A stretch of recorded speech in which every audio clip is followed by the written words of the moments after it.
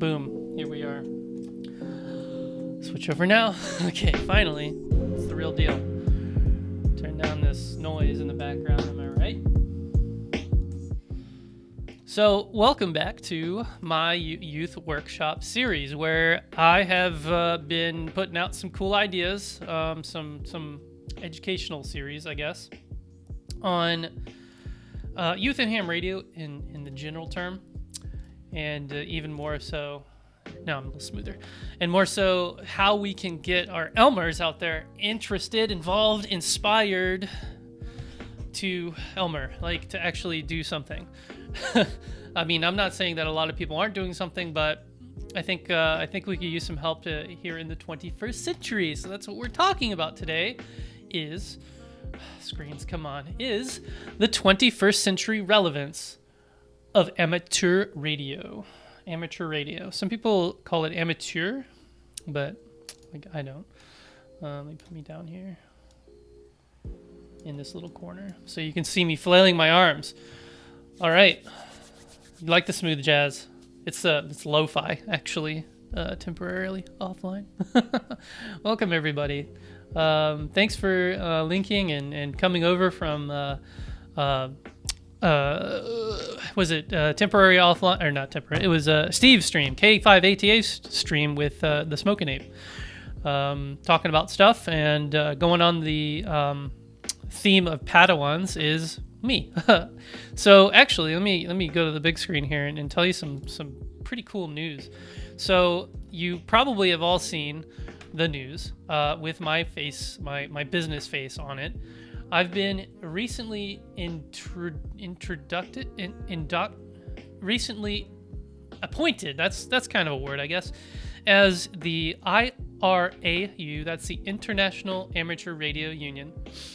Region 2, that is the Americas. So let me pull up some details on the screen here. View file. Move the screen.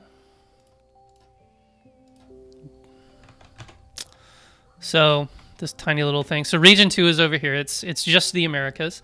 Region 3 is Oceania, I guess, Asia, like Western Asia.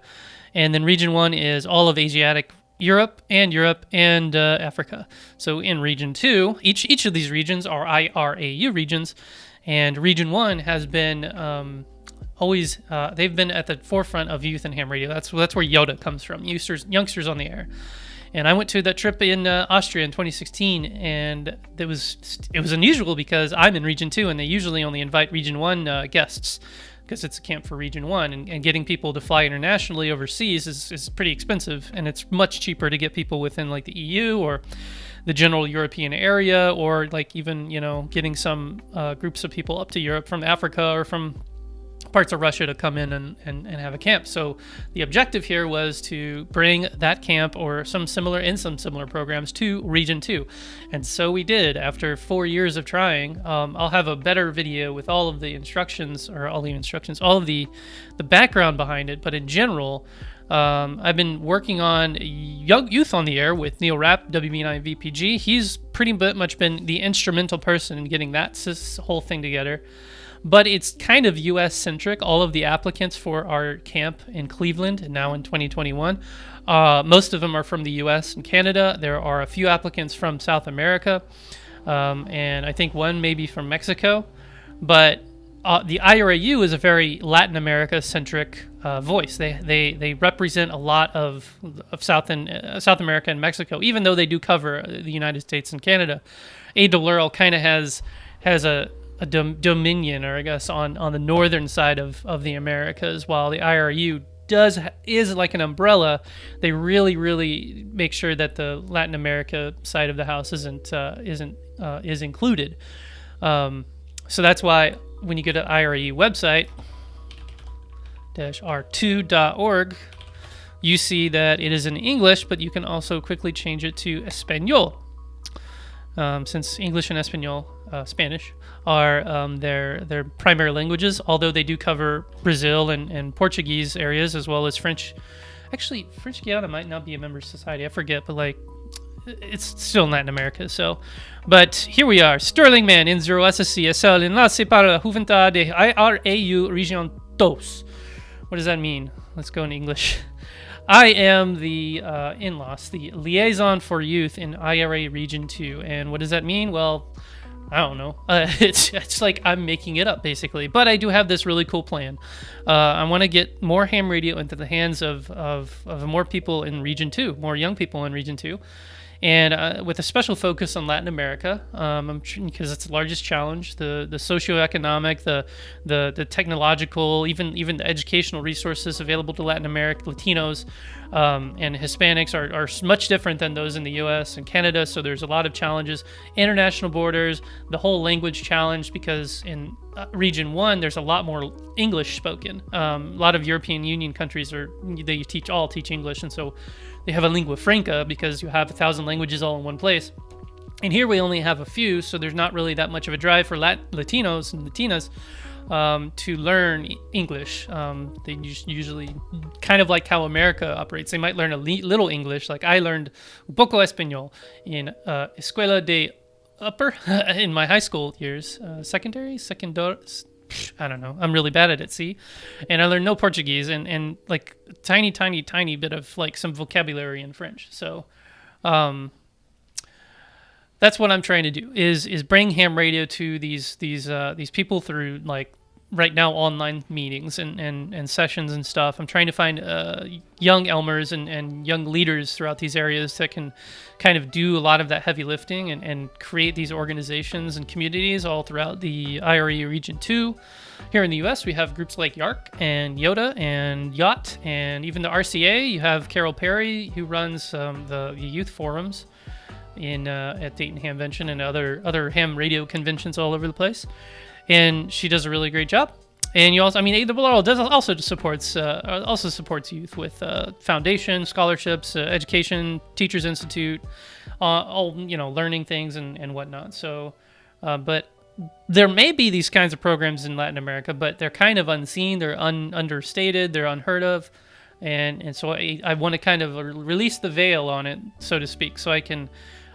So we can publicize ham radio and get it into the hands of the general public and make it more of a normalized term. Remember, normalize ham radio and moving ham radio forward. That's Steve Temporary Offline's coinage. And what was I talking about? So yeah, I'm this guy and I have some work to do. And here's my businessy face. I should have shaved my beard or something so I looked like an actual young person, because I'm 28. Hey, it's September 28. That's how old I am. 28. Get it? All right. So that's the thing that I'm doing. I'll have a more detailed video on like what that's all about here in the near future. And then I'm going on vacation next week. I'm going to go to Austin, Texas. So if you're in Austin, Texas, say hi to me. I might bring a radio and find a repeater. But I'll be in Austin, Texas at a wellness retreat. So it'll be pretty dope. They are very like COVID safe and like take a lot of extra precautions just besides like wearing masks and hand washing and all that stuff. They have a lot of extra stuff for taking care of the guests, and they're doing a lot of social distancing, limited attendance for this at this resort. So it'll be good. It'll be great. It'll be wonderful. It's like the first kind of foray out into the world, and it seems like this was a really safe bet. All right, let's get into the presentation. Also, I made a logo. I took this logo, IRA Region 2, and if you go to twitter.com/R2Youth, that's the Twitter account that I made. Hey, I put the Yotar logo in there, and so it's cool. I'm a graphic designer, not. But if you are a graphic designer, I would like to talk to you. All right, who we got in the chat? We have Josh, Ham Radio Crash Course. Hello. We've got Temporary Offline. Don is of Don in 5SKT. Oklahoma Ham Radio. Hello, everybody. Andy, Clark, Stephen Clark. There's a lot of really similar names in the chat today. Steve from Good Game Ham Radio and Outdoors is here. Good to see you. Tim, Don, Good Game, Don, Steve Clark. So you'd love to help, Steve Clark. I will let you know how to help. I don't know how to help right now because I don't know what I'm doing. But I'll figure that out in the short term. So anyway, enough rambling. Fall off. Tango Oscar Mike. Hi Tom. TOM 73. Lost my presentation again. Okay, so let's get into it. Behind schedule. 21st century relevance of ham radio. What is that? What am I talking about here? I gotta remember my talking points from when I first gave this, but I'll kind of wing it for now. So first of all, this is going to talk about philosophy. This is going to talk about some like really big brain stuff, like the biggest brain stuff. My wife's in here to, I guess, do your puzzle. Hopefully the cats haven't distributed your pieces all over the place. I don't know. So this is going to kind of blow your minds. Not really. I'm kind of like blowing it up. Get it? But it discusses ham radio's relevance to a greater society, not just ourselves, because through this presentation I'm talking about like the insularity of ham radio and how it almost kind of revolves around this publicity like notion of like ham radio has a really bad PR campaign and we need to do things to fix that. And here's some ways to fix that and to bring in some like modern, new, cool ham radio 2.0. Shout out Jason. Hey, he's here in the chat. I didn't even see that. Type of things into ham radio. So I challenge you all to help me think outside the box to help design a new future for our hobby. That's the only time I'm going to read the slides. Also, I also have in the description a link to the homework, so you can get a head start on that homework. But you might want to wait till I'm done blabbing on to really see and to understand what's been going down. So, what's my first slide? Oh, we have to go back in time. Oh, my chair doesn't go backwards. Here, I was trying to do. All right, now we're in the 20th century. That was the time machine. So why was ham radio actually really popular in the olden days? Well, I mean, it was the technological like awesomeness. It was like no other thing could get your voice around the world, around the state, around the city, wirelessly or wired even in that case. There were ham radio telegraph operators, and that's how the whole term ham came about, because you had inferior, inexperienced operators, clogging up the telegraph lines, and back in the days those were called hams. And so that's our name now. And it was state of the art. Or was it? I think it was actually popular because it was a revolution in communication. So after 1900s, the long-range communication became possible and opened up to like the whole world. And the hams were actually the ones behind all of it professionally. And that's like people at like the laboratories, Bell, AT&T, that sort of thing. And for fun, like as hams, as we all do. And it was super relevant because it was like the hams were really like the technology makers. They were the ones pushing the state of the art. And it was the only way to communicate before like it got commercialized, but it's the only way to communicate far away. And so these guys and girls, as you see here, were in it. Like they were in it to win it. And so let's fast forward to more recent history. So this is like maybe 20 years ago, 30 years ago. Humanity has reached the age of the internet. And now communication is commonplace. It's taken for granted. Oh, now I'm reading the slides, dang it. I shouldn't be doing that. But in a nutshell, ham radio loses its shine. Like we have cell phones come around. We have like landlines, I mean, for crying out loud. And it's all like society's just kind of left ham radio at the door. Big deal. Because like the communications industry like shifted over into Asia, China, Japan, so now they're making all the electronics. The hams here in the Americas are and everywhere innovating less and less frequently. There less and less of them are in industry. I mean, a lot of them are still in industry and they're retiring, and now like there's this huge need for RF engineers because they're all retired, and all of the RF engineering and electronics industry has moved to China. So in America, we're kind of like, well, what are we going to do now? But so and a lot of professionals, like I mentioned, have retired. Like they're done, and now they're playing ham radio and enjoying it to the fullest. And I bet you a lot of you guys in here are one of those professionals. Might be. And so society forgets about ham radio, and I really mean it, because society has just totally like gone, what is ham radio? Is that like CB radio? Even if like we have this huge campaign about like the field day and emergency communications, it's like nobody knows about ham radio. Like nobody. You all know about ham radio, but people generally don't. Like it's a very vague, it's a very confusing term. It's like Josh says, ham radio crash course. Like it's not a normalized thing. So here we are. what do we do to fix that problem? The problem of like the normalization, or just basically reinvigorating the ham radio user base, I suppose you could say, into the 21st century. Here we have the answer, right there, right there, the Internet of Things. And I'm adapting this from a presentation given by a former RSGB director, Kamal Singh, I think, M0IOV. I think I have resources in this slideshow that talks about him. So the internet is mature. The big question now is, what about cell phones and the internet? When hams ask me, like, how do we get kids involved in the ham radio? Well, cell phones and the internet are messing it all up. Well, sure, yeah, but that's not necessarily like the truth. It's kind of a cop-out. It's a scapegoat. But the reality is ham radio is as relevant today as it has ever been, and here's why. Click. The Internet of Things is driven by radio. You need radio to have the Internet of Things. If I want to connect a thing, like this tape measure, to the internet, the thing needs a radio. I mean, here's the thing with a lot of radios, my cell phone. Here's the thing that is an Internet of Things, my camera. It has Wi-Fi in it. It has a radio. So like if you want to get everything on the internet, you need to put radios in them. And so here's the plan. We want to integrate ham radio into the Internet of Things. And the other way around. We want to integrate the Internet of Things into ham radio. And what do I mean by that? Well, we're already kind of doing that with things like Arden Mesh. With APRS, we've already been doing that for years. APRS is the Internet of Things. We have a lot of weather stations on coming through the NWS through APRS.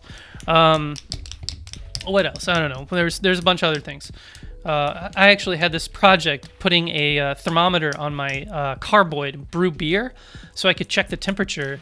I never got around to it, but the problem was the lagering cellar was my apartment's basement, which was the car garage. Got a bubble in my throat. I need to like get it out. Talk too much. That's what happens. And so the garage was cold enough, but I wanted to make sure, like, if it was hot one day, that my lagering tune or kettle, whatever they call it, was not too hot, right?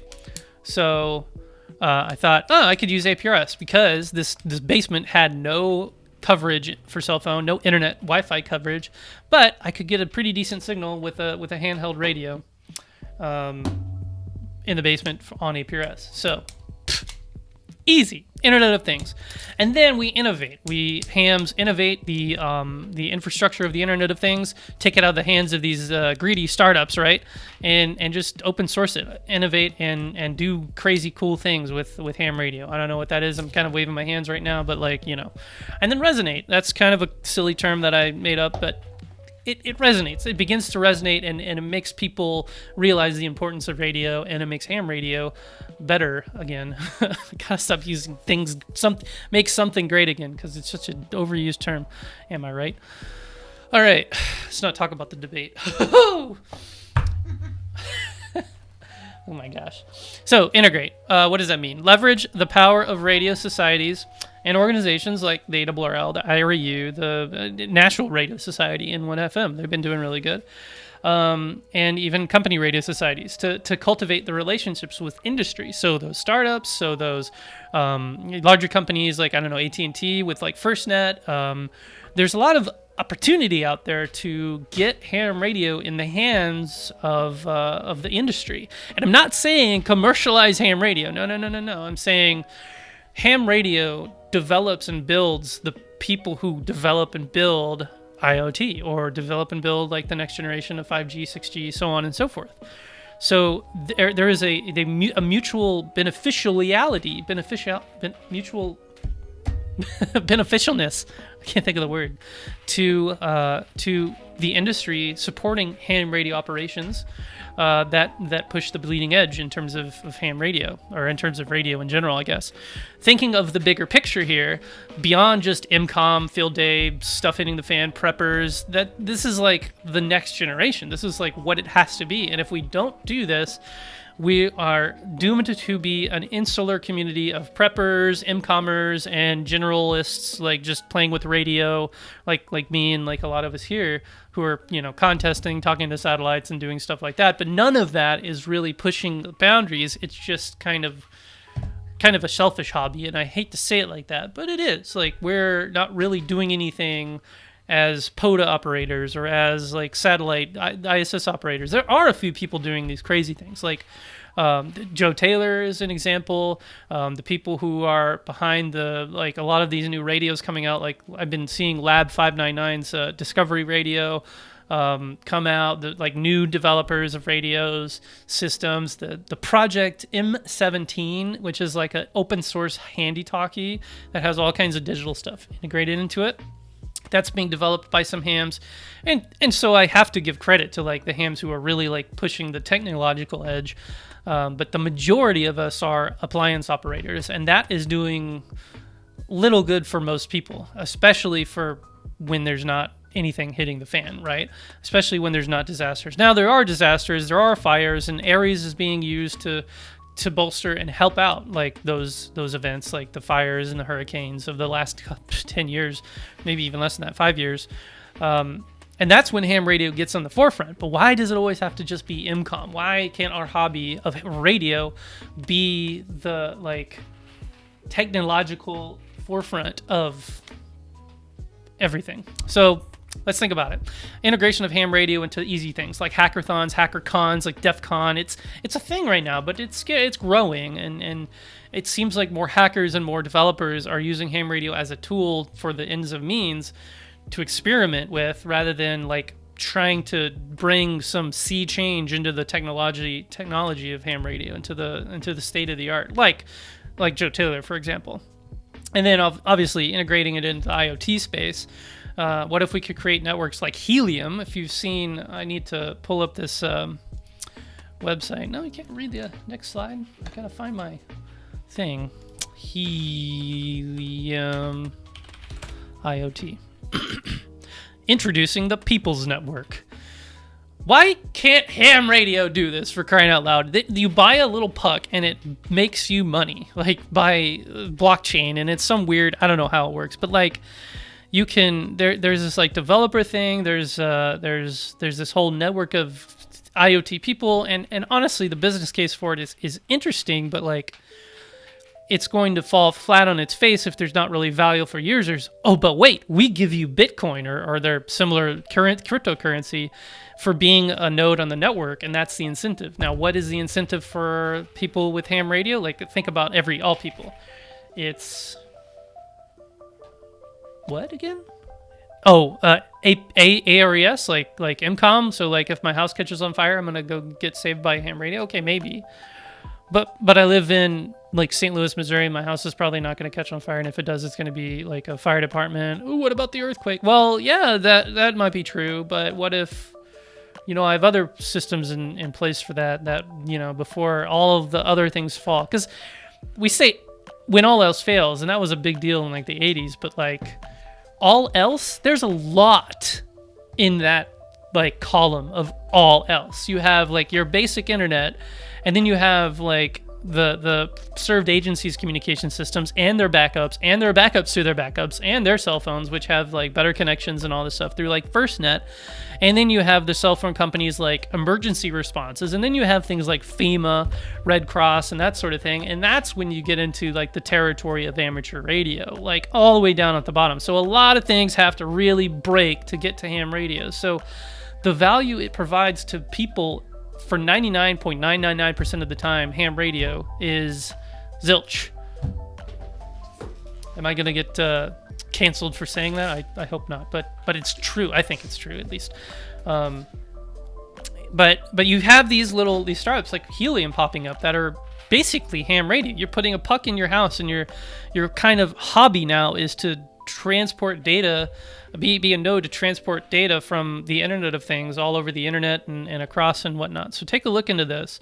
There's another one, LoRaWAN, which is kind of a hammy thing, but it is a commercial alliance. It's an alliance of, I don't know, companies. Maybe you can find the companies in here somewhere, but I haven't looked into it. But this is owned by a company. Semtech owns like the patents and the IP and all this stuff for LoRa. But LoRa has this network called the Things Network. That is another mesh network system. And this is pretty much entirely operated by hobbyists, not hams. I don't want to say ham radio operators because a lot of them aren't. You don't need a ham radio license to use the Things Network unless you put it on a ham radio. So some of them are.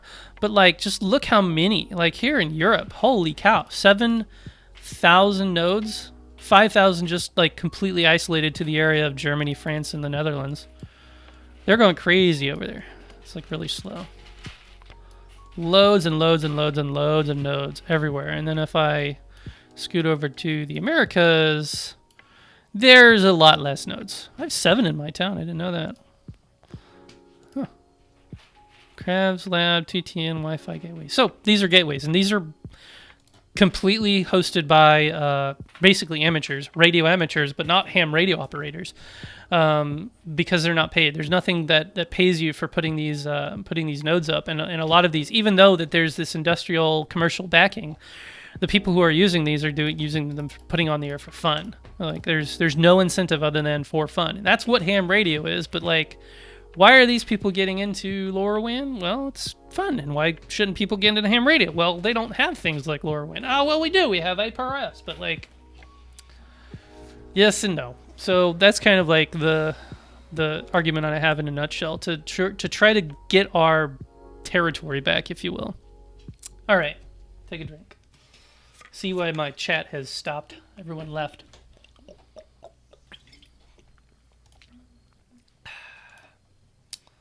Oh, I don't want that. Sometimes Restream messes up my chat, but looks like it didn't this time. Everyone's just so quiet at my mind-blowing points of points. Points of points. Okay.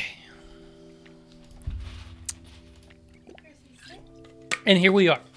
Once we infiltrate, actually not infiltrate, but integrate ourselves back into the IoT space. Oh, actually, I forgot something. Here, this little bubble about encryption.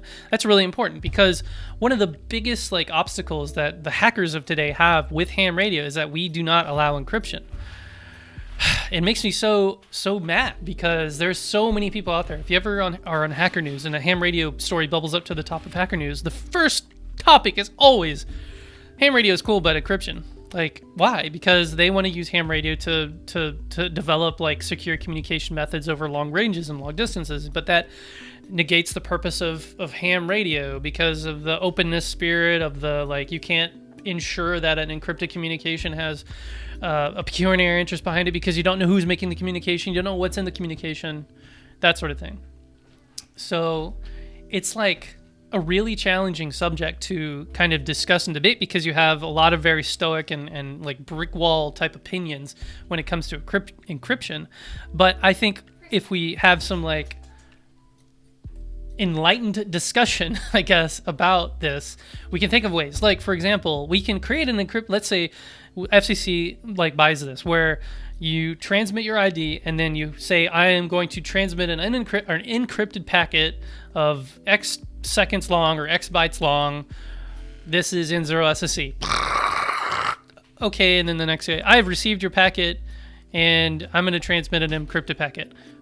And so we're talking in plain text what we're doing so that people listening understand what's going on.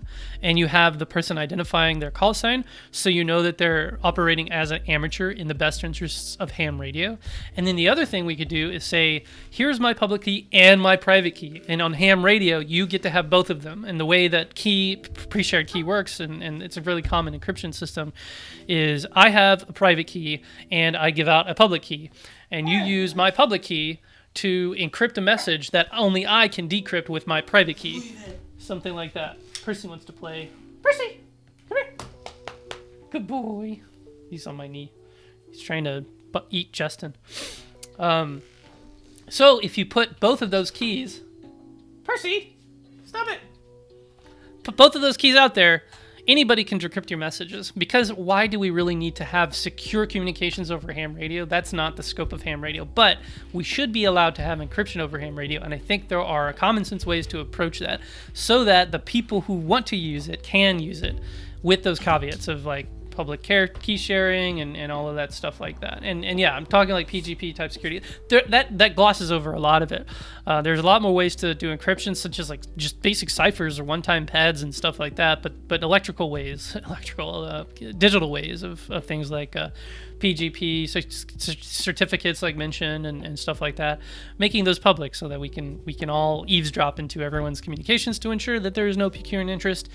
And there's no commercial interest and no rules are broken, except for that silly one about obscuring the message and all that. But we're not going to break rules here. And I'm not condoning putting out encryption on the bands.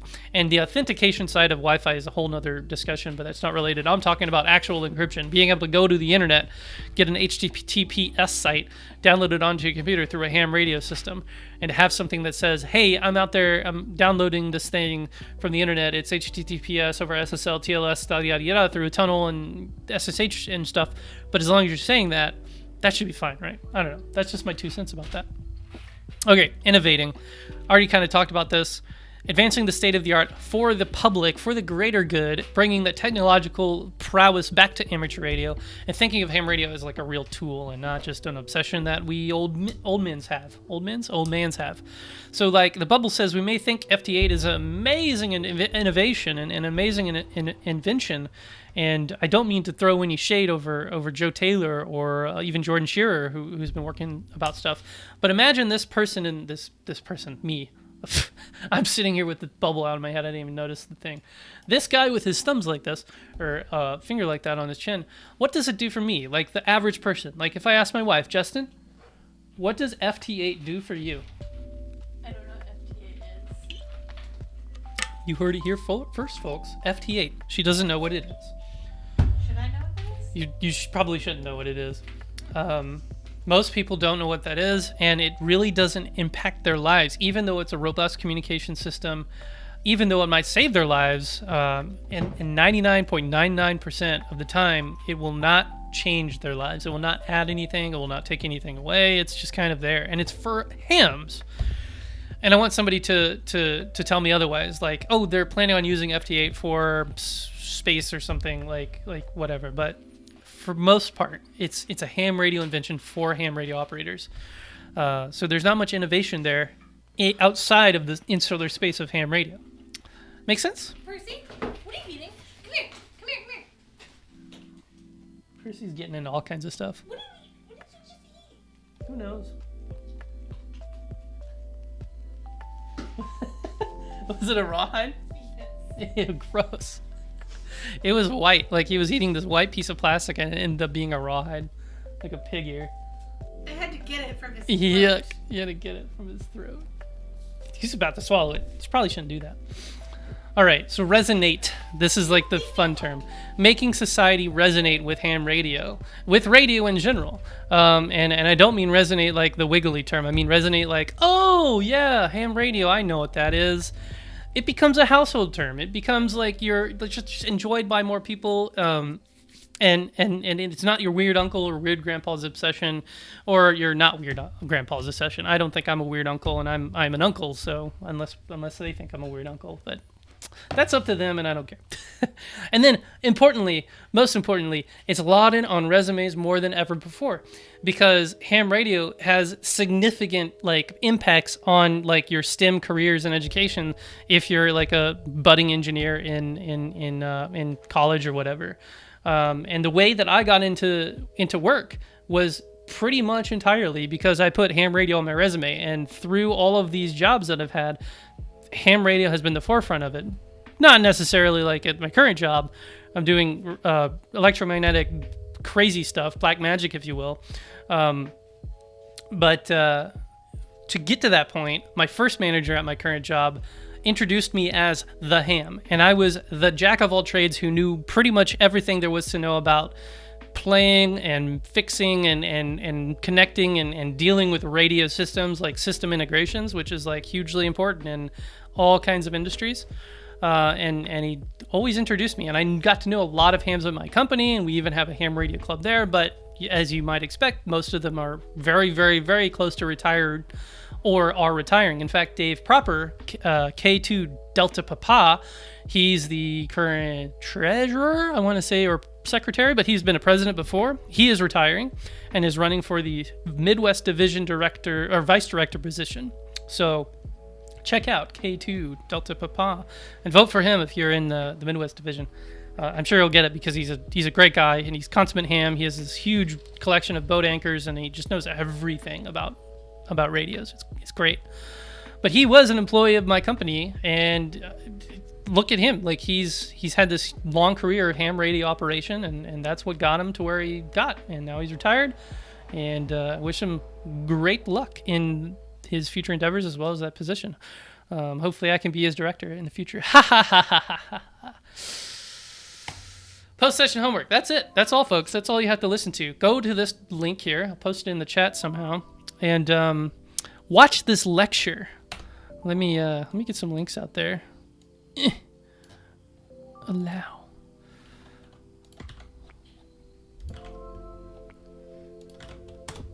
Can't hear it. Beginning now, and in some countries has already begun. It's the fourth industrial revolution. It's where bear with me, but it's where every business, every enterprise, every commercial entity, every manufacturing outfit is totally networked and connected. See? Now, I know we are not business, we are not commercial, we are not manufacturing, yes, but that's what the fourth industrial revolution is about, connecting every single entity out there. The beauty is, the fourth industrial revolution is completely totally dependent on radio. Get it? Without radio, the fourth industrial revolution will fail, just like the third industrial revolution would have failed without the internet. Exactly. So go watch this. This is part of your homework, is to go watch this video because it's powerful. The message it has about how we can, the future and growth of ham radio, the message it has about how we can bring that amazing legacy back to our clutches is right here, y'all. And unfortunately, Kamal Singh, M0IOV, I think he's Indian or Sri Lanka, I forget where he comes from, but he was a director for the RSGB, and then he left to go back and focus on his family and business and all that stuff back at home. So he's no longer a ham of the RSGB or the UK, but he's a I guess an industry professional, so you should be really listening to him, what he has to say on radio in general, and everyone knows that ham radio is radio, so it naturally makes sense for a relationship to be developed here. So, that is it. Here's your homework. Go to this place in the chat and in the description to first of all, watch the video. Make sure you watch it. Do you think ham radio is relevant? Do you agree or disagree that integration of ham radio into the communications industry would be the good way to basically just kind of proving my points, right? There's not real, like, these, like, surveys aren't really going to, like, turn into anything, like, amazing. It's just, like, kind of helping me understand the temperature of, like, everyone out there. But I think it's, like, I think it's pretty important for the future of our hobby and to, like, get these kinds of, like, questions out there to, you know, develop the future, if you will. So that's all I have. Let me go to the chat and just kind of, like, stretch a little. There's not much chat, so I know you guys have been listening. I've gotten to used to doing these live streams because it's much easier to just hit a button and go versus like recording and retaking and retaking and retaking and retaking. And I've actually already recorded all of these sessions. It's just that I want to put a YouTube spin on them and have chat in here so I can live stream. But next week I will be premiering my pre-recorded video because I'll be on vacation, but I'll be in the chat probably. Who knows? So you won't see me live, but I'll have like the Q&A from my, but Dan Marler, K7REX, his field organization chat. So Percy wants to chew up a wire. Bad dog. All right. So prepare for that next week. And then I'm also putting out a short video of my IRU appointment with Region 2, as well as the premiere on Monday with our ham shacks. So stay on the lookout for that. I think up next after me is the 2MC Net, and I have nothing else to talk about. So cheers to you guys. I hope you're all well, and I hope you stay well throughout our debates. You should have said, wishing you and your family are safe and happy during these trying times. Why is that? Where's that from? Something about every email ever. Oh, every email. It's like, wishing you and your family. Hoping you and your family are staying safe during these unprecedented times. Yeah. All right. So, thanks, Dan Barak, for that. What do you got now, Percy? Is it a Chewy? No, it's a puff. Cat toy. It's a cat toy. And yeah, so stay safe, y'all, and stay tuned. Keep watching our videos and hit the like button and subscribe for more from N0SSC. Thanks for watching, y'all. 73, and see you next Monday, I guess. I'll be in the chat. Well, yeah, I'll be in vacation, but I'll be in the chat maybe. Actually, no, on Wednesday I'll be home, so I might be live. It just depends on how lazy I am. Wednesday you'll be alive. Yeah. There's no reason not to. I mean, there's no reason not to, but like, I'll make you do it. she'll make me do it. All right, bye. Bye, y'all. 73, thanks for watching, and I'm out of here. See ya.